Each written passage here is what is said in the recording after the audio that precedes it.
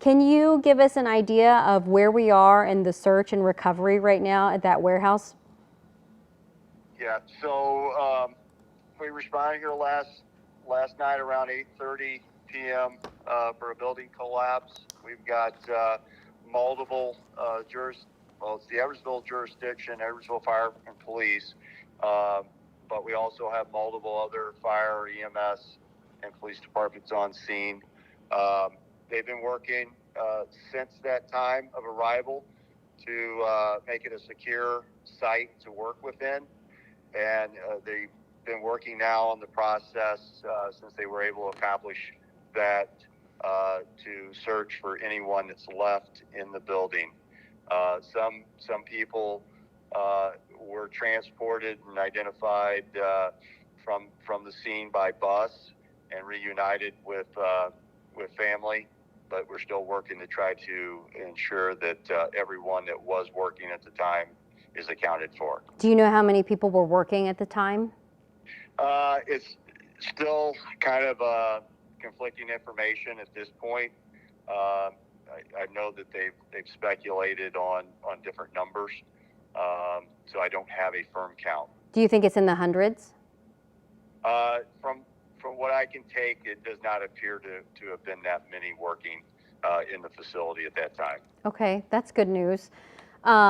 What do we know about the people were there people trapped? We had reports that between 50 and 100 people were trapped at one point. It doesn't appear that there is that many people in the building. There was, like I said, there were numerous people that we were able to assist with getting transported to a reunification center in Pontoon Beach, and those people have been released and reunited.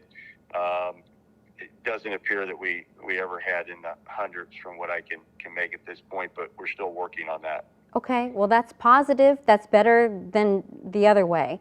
What about survivors? Did everyone survive?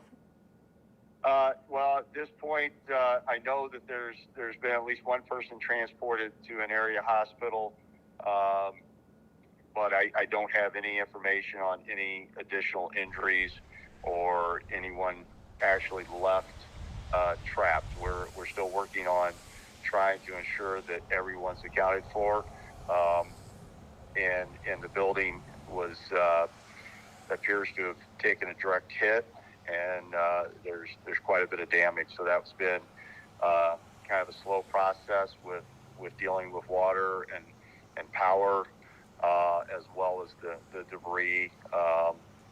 It's a large warehouse, so they have to shore up some of the concrete to make sure that it's safe for them to actually get in there, first responders to do the search.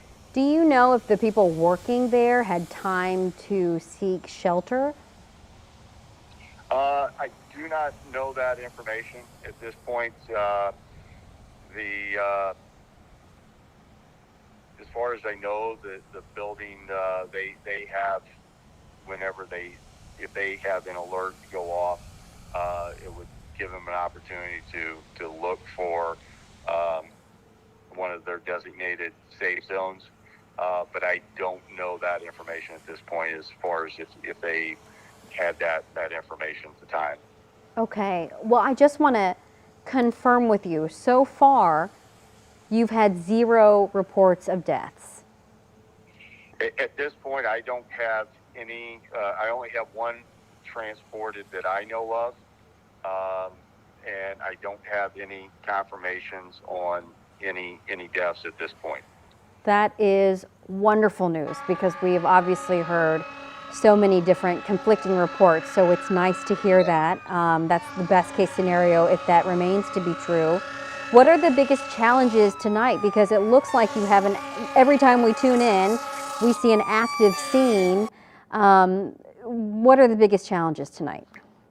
Yeah, well, the first challenge is it's a large warehouse with a lot of people coming and going. So one of the first challenges was trying to identify who was supposed to be in the building at the time this happened. We had another storm come in shortly after, within the first couple hours. Another storm that came through with heavy rain and wind, and that presented its challenge. And now we're starting to, I believe, go into a windy day. I believe high winds are forecast, and we've seen that wind pick up down here in this area. So a lot of unsafe areas with that debris, with the concrete and everything, that makes it a challenge for the firemen and the EMS that's in there. So, at this point, they're going to continue to look, and we're not going to leave until we know that the building is everyone's accounted for, and that we just hope at this point, hope and pray that the extent of injuries are minimal. So, but unfortunately, we don't know everything at this point. So we can't say for certain. Why don't you have that information? Are you not getting cooperation that you need, or is it just the timing of things? Yeah, it's just the timing. A lot of times, you have temporary workers and shift change and things of that nature going on, and trucks that are delivering things or picking up. So knowing for certain who was here at the time, can be challenging for that. But the Amazon management is down here, and they are trying to assist us with any information they can provide. It's unfortunate, though. There's just, you don't know, and Right. and that. So, we have to look through everything to make sure that everything is accounted for, and that's a slow process, because we got to make sure that we do it in a safe manner, so that we don't cause further injuries to our first responders. Absolutely. Do you think that you'll be working throughout the night? This will be, I'm sure, seen throughout the rest of the morning, perhaps afternoon. They're going to be on scene. We'll be on scene, trying to account for everything, and then figure out what goes next with making sure the building's safe, so that no one else is injured. And that's another thing that I wanted to just reiterate. You said that so far it appears there are no reports of death, so one person was transported. Do we know of any other known injuries, potentially? No, I don't have that information. The ones that were transported by bus, from what I understand, there were a few minor injuries reported, but nothing that required assistance. And that so those folks have been reunited and did not go to the hospital. Okay. Been reunited with their loved ones.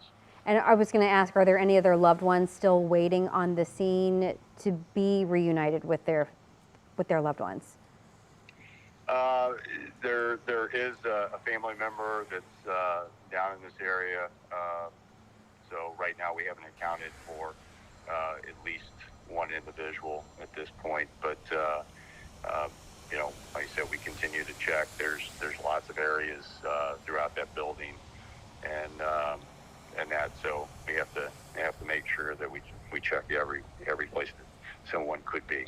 Sure. And I'm sorry, I don't want to take all of your time.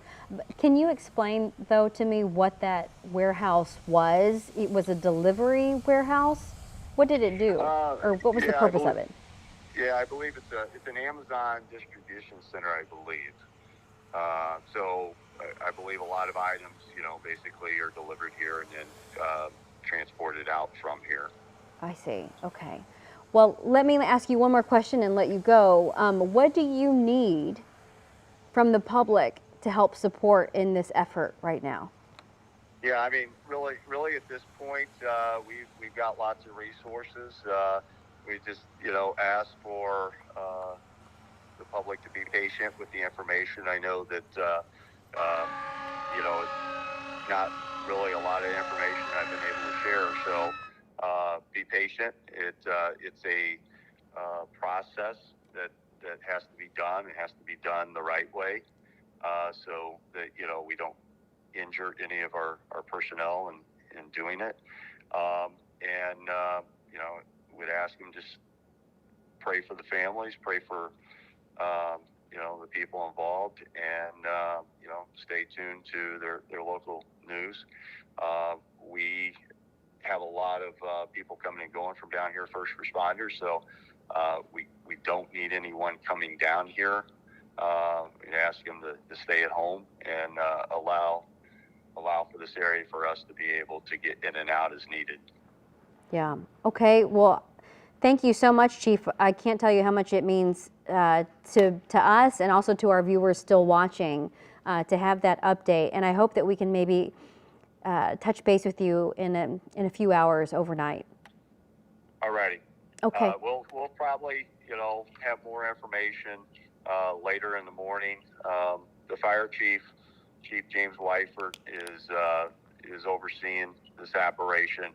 And I'm sure once they're able to get through that building, we'll have a lot more information to be able to determine what we have, extent of injuries and everything.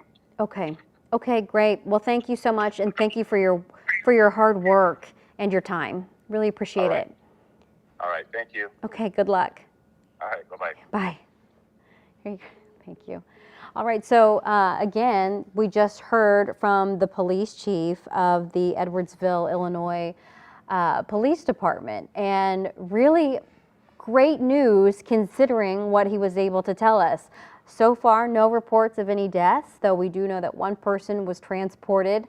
Also did not have an injury report for us, but workers have been able to reconnect with their families. Not all of them, but a good portion of them. We do know that one family member has been waiting still at the site because their loved one is unaccounted for. So by all accounts, it seems to be a storyline more in the positive direction than the other way around, because we certainly had heard and reported on the gamut of things that people have been telling us.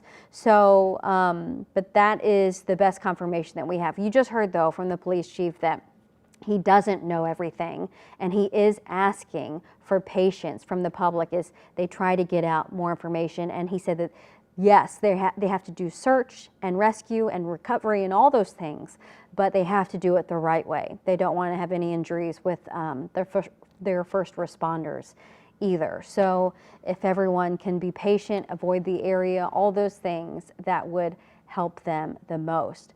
But certainly a positive news that we would love to hear at 2:15 in the morning.